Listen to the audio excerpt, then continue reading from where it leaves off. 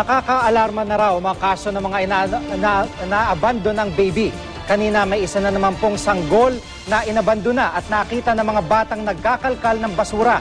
Paalala naman ng mga otoridad, hindi pwedeng basta-basta ampunin ang mga bata o sanggol na napupulot. May report si Marisol Abduraman. Hulog ng langit kung ituring ni Babes Talam ang sanggol na karga niya. Kaya given grace sana ang gusto niyang ipangalan sa baby. Alas 11 raw ng gabi nung Sabado, nang makita ng mga batang nagbabasura ang isang paper bag sa kanilang bakuran.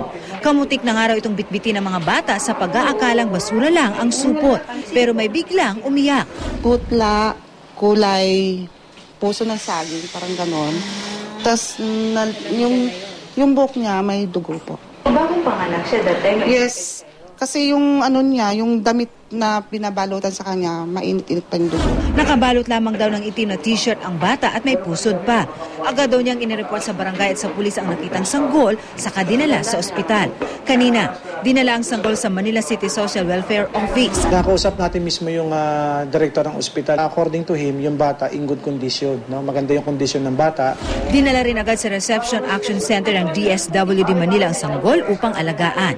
Nababahala ang Manila City Social Welfare Office sa kaso ng mga sanggol o mga batang inaabandona. Nito nga lang daw pagpasok ng taon, mahigit 10 bata na ang nati-turn over sa kanila.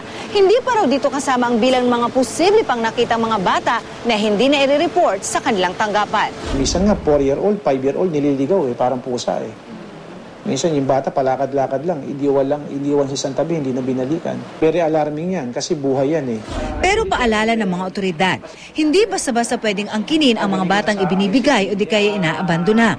May proseso kasing kailangan sundin para sa may saligal ang pag-aampon.